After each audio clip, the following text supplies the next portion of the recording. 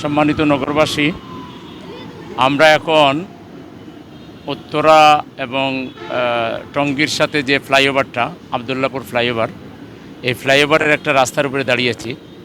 টঙ্গী থেকে আবদুল্লাপুরের দিকে নামার সময় এখানে একটা স্ল্যাবে প্রায় হাঁটু সম পরিমাণ জায়গার গর্ত তৈরি হয়েছিল। এই গর্তটি এবং তার উপরে আরেকটা, এই ফ্লাইওভারের আরেকটা রাস্তায় ঠিক একইভাবে আরও দুইটা জায়গায় গর্ত হয়েছে। এই সামান্য গর্তের জন্য গাড়ি দুই দিক থেকে যাতায়াত বন্ধ, এখন নিচ থেকে যেতে হয়। স্বপ্নের ফ্লাইওভার এবং সেই ফ্লাইওভারে চড়ে মানুষ সহজেই এক প্রান্ত থেকে আরেক প্রান্তে যায়, যাতায়াতটা সংক্ষিপ্ত হয়। কিন্তু এই সামান্য কাজের অভাবে এটা রাস্তা বন্ধ করে রেখে দেওয়া হয়েছে। এটা হলো আমাদের দেশের একটা দুর্বলতা। আর যারা লোকাল গভর্নমেন্টে আছে বা সরকারের বিভিন্ন দায়িত্বে যারা আছে, তারা জনদুর্ভোগটাকে ওয়াচ করার, নজরে রাখবার টাইম তাদের নাই। তারা এত ব্যস্ত থাকেন যে কোথায় কি অসুবিধা হচ্ছে এটা তাদের দেখার সুযোগ নেই। আমাকে কালকে একজন ভাই বললেন, আমাদেরই ভাই, যে ভাই আপনি তো জনগণ নিয়ে চিন্তা করেন, আমাদের এই এত সুন্দর ফ্লাইওভারটা এখন গাড়ি ঘোড়ার রাস্তা বন্ধ। আমরা কেন? কয় যে এখানে এই সামান্য একটু গর্ত হয়েছে, এই জন্য গাড়ি বন্ধ হয়ে গেছে। তা আমরা চলেন দেখি যাইয়া। তো রাতে তারাবি পড়ে, আমি গত পরশু তারাবি পড়ে এটা দেখে গেছি। দেখে আমি বললাম যে এটা কাজ করান, ইনশাআল্লাহ আমরা জামাত ইসলামী ঢাকা মহানগরীর পক্ষ থেকে এটা বহন করব। তো সেই ভাইটি মিস্ত্রির সাথে আলাপ করে গতকাল আর আজকে মিলাইয়া কাজটা কমপ্লিট করেছেন। আমি আল্লাহ শুকরিয়া আদায় করছি। কাজ খুব বড় কিছু না, কিন্তু এই ছোট কাজটাই বড় দুর্ভোগের কারণ হয়ে গেছে, জনদুর্ভোগের কারণ হয়ে গেছে, এবং জনগণ এদিক দিয়ে গাড়ি চালাইতে পারছে না। আমি আশা করি আজকের পরে কালকে থেকে এটা শুকাই যাবে, কালকে থেকে এখানে রাস্তা ওপেন করে দেওয়া হবে, এবং এই সামান্য কাজের বদৌলতে হাজার হাজার মানুষ, লাখ লাখ মানুষ যাতায়াতের সুবিধা পাবে। এই জন্য আমি আল্লাহর শুকরিয়া আদায় করছি। এবং একই সাথে আমরা বলবো যে নতুন সরকার ক্ষমতায় আসছে, মন্ত্রীরা দায়িত্ব পেয়েছেন, সামনে লোকাল গভর্নমেন্টের ইলেকশন হবে। আমাদের দেশে দায়িত্বশীল জনপ্রতিনিধি দরকার, যারা মানুষকে নিয়ে চিন্তা করবে, জনদুর্ভোগ নিয়ে চিন্তা করবে, কিভাবে মানুষের কল্যাণ করা যায়। বলা হয় রাজনীতি মানুষের জন্য, কিন্তু আমরা দেখি যে রাজনীতি শেষে শুধু নিজের জন্য হয়ে যায় এবং নিজের পরিবারের, নিজের দলের জন্য হয়ে যায়। জনদুর্ভোগ, জনসমস্যা এবং মানুষের যে কষ্টগুলো, এগুলো নিয়ে অনেকেই ভাবতে সুযোগ পান না। আমরা আশা করি নতুন গভর্নমেন্ট যারা হয়েছেন, যেভাবেই হন না কেন, তারা যাতে জনগণের সমস্যাগুলোকে অগ্রাধিকার দেন। এবং আমরা জামাত ইসলামী শুরু থেকে আমরা জনকল্যাণেই ব্যস্ত। এই সিটিতে গত 10 বছরে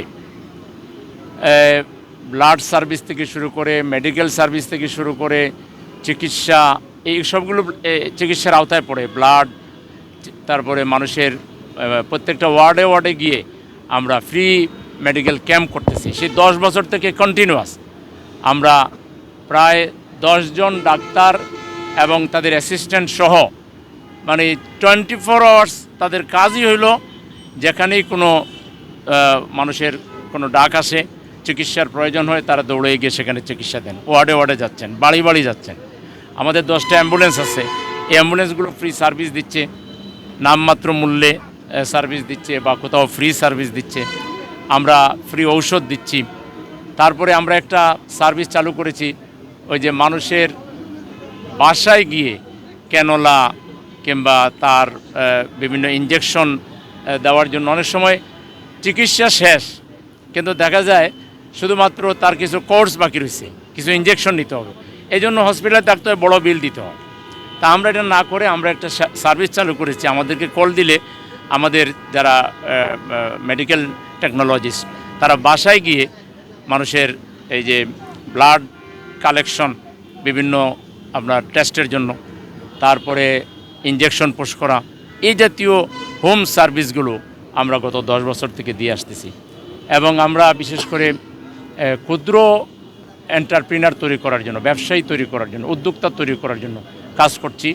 আমরা জাকাত ফান্ড থেকে, কর্জা হাসানা ফান্ড থেকে 10,000 থেকে 1 লাখ পর্যন্ত, কোনো কোনো ক্ষেত্রে 2 লাখ 3 লাখও আমরা দিয়েছি, যাদের ক্ষুদ্র উদ্যোক্তা এই একটা আতর, তারপরে টুপি, জায়নামাজ, এগুলো নিয়ে বসলো, কোনো জায়গায় ফল নিয়ে বসলো, কেউ হয়তো ব্যানে সবজি বিক্রি করলো, এই টাইপের সাহায্য সহযোগিতা গত 10 বছরে আমরা এই সিটিতে কমপক্ষে 50,000 মানুষকে করেছি। আলহামদুলিল্লাহ, আল্লাহ করার তৌফিক দিয়েছে। তো এই কাজগুলো আলহামদুলিল্লাহ মানুষ গ্রহণও করেছে এবং যার কিছু রেজাল্ট আপনারা এই সদ্য অনুষ্ঠিত জাতীয় সংসদ নির্বাচনের ফলাফলে আপনারা দেখেছেন। এই ঢাকা সিটি নর্থে জামাত ইসলামীর সরাসরি ক্যান্ডিডেট 4 জন এমপি হয়েছেন এবং একজন আমাদের সমর্থনে নাহিদ ইসলাম, তিনি এমপি হয়েছেন। আর 2 জায়গায় তো অল্প ভোটে হারিয়ে দেওয়া হয়েছে। আর উত্তরায় 18 আসন, এখানে ক্যান্ডিডেট নতুন ছিলেন, তারপর তিনি বিশাল ভোট পেয়েছেন। তো বলা যায় পুরো সিটি নর্থই জনগণ আমাদের প্রতি আস্থা রেখেছে। আমরা সেই আস্থার বিনিময়ে কী করতে পারি, আমরা যে সামাজিক কাজগুলো করেছি ওটা আরও বাড়িয়ে দেবো ইনশাআল্লাহ, আরও কয়েক গুণ বাড়িয়ে দিব। এবং আমাদের এমপিরা চেষ্টা করবেন চাঁদাবাজি টেন্ডারবাজি মুক্ত একটা সমাজ উপহার দেওয়ার জন্য, রাস্তাঘাট নির্মাণ করার জন্য। সামনে সিটি কর্পোরেশন নির্বাচন আছে, আমাদের যারা দায়িত্ব পাবেন তারা আর এমপিরা মিলে ডাবল উন্নতি যাতে এই সিটি নর্থে হয়, এই জন্য একটা সমন্বয় লাগবে। এমপি এবং যারা স্থানীয় সরকারের দায়িত্বে থাকবেন উভয়ের মধ্যে একটা সমঝোতা লাগবে, একটা সুসমন্বয় লাগবে। সবাইকে কাজে লাগাইতে পারবে এমন নেতৃত্ব আমাদের লাগবে ইনশাআল্লাহ। সামনে এগুলো আমরা চেষ্টা করব, আমাদের এই নাগরিকদেরকে আরও কীভাবে বেশি করে সেবা দেওয়া যায়, আরও বেশি করে কীভাবে এগিয়ে নিয়ে যাওয়া যায়, আমরা সেই কাজগুলো করব ইনশাআল্লাহ। আল্লাহ জামাত ইসলামীকে আপনি জনগণের কল্যাণে কবুল করুন আল্লাহ। জনগণ এবার ব্যাপকভাবে ঢাকা সিটিতে জামাতের উপরে আস্থা রেখেছে আল্লাহ, এই আস্থার বদলা জনসেবার মাধ্যমে দেওয়ার তৌফিক দান করুন। আজকে আমরা শুরু করলাম আল্লাহ, যেখানেই যে দুর্ভোগ আমাদের সাধ্যের মধ্যে আমরা দেখব, আমরা যেন সেটা করতে পারি সেই তৌফিক দান করুন। রাষ্ট্রে যারা কর্তা আছে, সিটি কর্পোরেশন এবং সরকারে যারা আছেন, তারা যেন জনদুর্ভোগ লাঘবে আল্লাহ তৎপর থাকতে পারেন সেই তৌফিক দান করুন। এ আল্লাহ আমাদের সকল নেক আমলকে আপনি কবুল করুন, আমাদের সকল নেক হাজাতকে আপনি কবুল করুন।